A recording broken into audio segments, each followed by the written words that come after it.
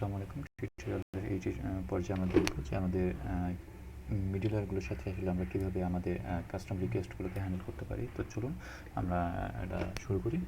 তো এটা করার জন্য আমরা যেটা করব সেটা হচ্ছে মিডলওয়্যারের ভিতরে আমি একটা ফোল্ডার নিচ্ছি, ধরেন নাম দিচ্ছি HTTP, এবং এর ভিতরে আমি একটা ক্লাস নিচ্ছি request.php। তো request.php-টাকে আমি ইনিশিয়ালাইজ করে নিচ্ছি নেম স্পেস, এটা হচ্ছে অ্যাপ মিডলওয়্যার HTTP এর ভিতরে আছে। দেন আমরা ক্লাস নিচ্ছি রিকোয়েস্ট।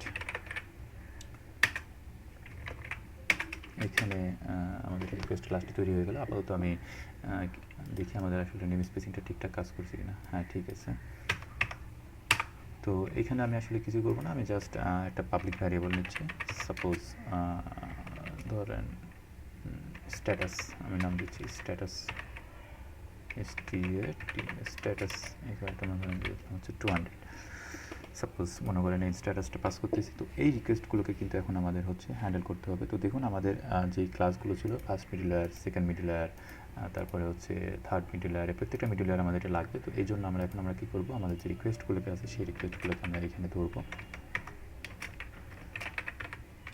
মনে রাখবেন যেন আপনার সেই রিকোয়েস্টটা পুরো ইম্পোর্ট থাকে, নাহলে কিন্তু এরর জেনারেট করবে। রিকোয়েস্ট। এখন আমাদের আর কিছুই করতে হবে না, আমাদের জাস্ট খালি যেই আমরা নেক্সটটাকে রিটার্ন করে দিয়েছিলাম, এই নেক্সটের ভিতরে আমাদের রিকোয়েস্টটাকে পাস করে দিব। এই একইভাবে সেকেন্ড মিডলওয়্যারে আমরা এই কাজটা করব। Request and just passing the request into the next variable callback. তো আমরা ফার্স্ট মিডলওয়্যার, সেকেন্ড মিডলওয়্যার সেই কাজটা করলাম। এখন মিডলওয়্যার ইন্টারফেসের কাজ হলো রিকোয়েস্ট তো আমাদের তৈরি হয়ে গেল, অ্যান্ড মিডলওয়্যার স্ট্যাকের ভিতরে কিন্তু আমাদের এখন সেই রিকোয়েস্টটাকে ধরতে হবে। তো চলুন আমরা এটাকে ধরে ফেলি।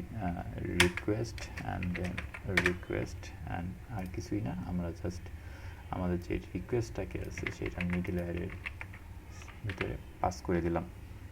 দেখুন আমরা যে মিডলওয়্যার স্ট্যাকটি তৈরি করেছিলাম, সেই মিডলওয়্যার স্ট্যাকের ভিতরে কিন্তু আমরা সাকসেসফুলি আমাদের রিকোয়েস্টকে পাস করতে পারলাম, এবং সেই রিকোয়েস্টটাকে সাকসেসফুলি এখানে প্রসেস করে ফেললাম। এখন কিন্তু আমরা চাইলে ডাইনামিক্যালি সেই রিকোয়েস্টগুলোকে হ্যান্ডেল করতে পারবো। আমরা এখানেও কিন্তু আমাদের মিডলওয়্যার রিকোয়েস্টটাকে ধরতে পারি, যেটা আমরা আমাদের কনস্ট্রাক্টের ভিতরে কলব্যাক পাস করতেছিলাম। এখানে রিকোয়েস্ট অ্যান্ড জাস্ট কিছুই না, রিটার্ন রিকোয়েস্ট।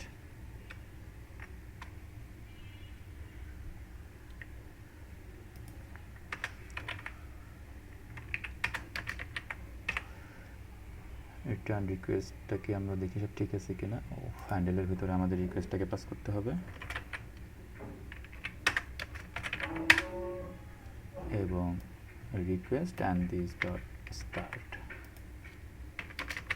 ওকে, আমরা সাকসেসফুলি আমাদের রিকোয়েস্টটাকে হ্যান্ডেল করেছি। আমরা রিকোয়েস্টটাকে দেখতে পাবো না, কারণ আমরা এটাকে এখনও কিছু করি না। দেখুন আমরা কিন্তু দেখতে পাচ্ছি যে আমাদের সমস্ত আউটপুট কিন্তু চলে গিয়েছে। তো এই জন্য আমাদের যেটা করতে হবে,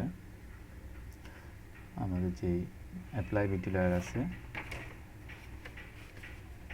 সেই মিডলওয়্যারের ভিতরে কিন্তু আমাদের রিকোয়েস্টটাকে পাস করতে হবে। এই যে রিকোয়েস্টটা আমরা কিন্তু অ্যাপ্লিকেশনের ভিতরে হ্যান্ডেল করলাম, যেটা পাস করলাম হচ্ছে হ্যান্ডেল মেথডে। সেই হ্যান্ডেল মেথডে কিন্তু আমরা অলরেডি সেই অবজেক্টটাকে ধরেছি, সেটাকে কিন্তু আমাদের পাস করতে হবে আমাদের অ্যাপ্লিকেশনের এই হ্যান্ডেল মেথডে। দেখুন এখানে কিন্তু একটা এরর দিচ্ছে, সে কিন্তু একটা অবজেক্ট অ্যাকসেপ্ট করতেছে রিকোয়েস্টে। তো এটা কিন্তু আমরা এখানে পাস করেছি, যেটা কিন্তু আমরা এখানে পাস করি নাই।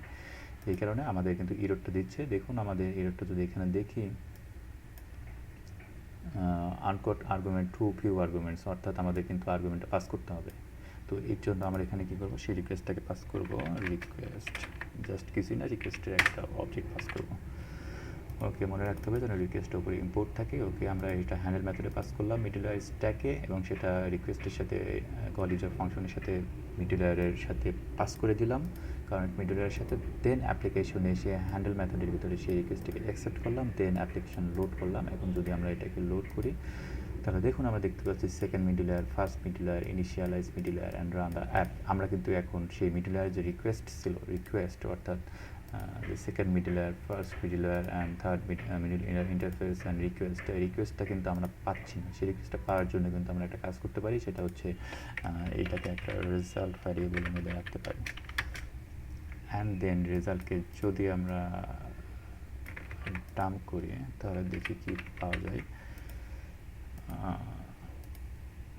এখন কিন্তু দেখুন আমরা দেখতে পাচ্ছি, নাইস, এখন কিন্তু আমরা দেখতে পাচ্ছি, দেখেন আমাদের যে মিডলওয়্যারের রিকোয়েস্টটা ছিল, মিডলওয়্যারের রিকোয়েস্টে কিন্তু স্ট্যাটাস কিন্তু 200। আপনি চাইলে এটাকে কিন্তু এখন চেঞ্জও করতে পারেন। সাপোজ মনে করেন যে ফার্স্ট মিডলওয়্যারে আমরা স্ট্যাটাস নিলাম হচ্ছে রিকোয়েস্ট, আমরা স্ট্যাটাসই তো নাম দিয়েছিলাম মনে হয়, দেখে আসি একটু।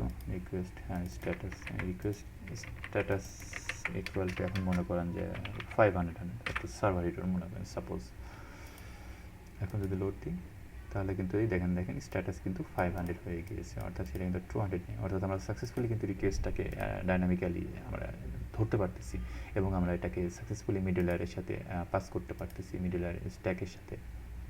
সো এবং এটা আমরা আমাদের অ্যাপ্লিকেশনেও ধরতে পারতেছি। তো আমরা আমাদের মিডলওয়্যার স্ট্যাক যেই মানে টিউটোরিয়ালটা ছিল যে create request and use them in middleware, আমরা এটাকে সাকসেসফুলি শেষ করতে পেরেছি। তো মিডলওয়্যারটা আমি এখানে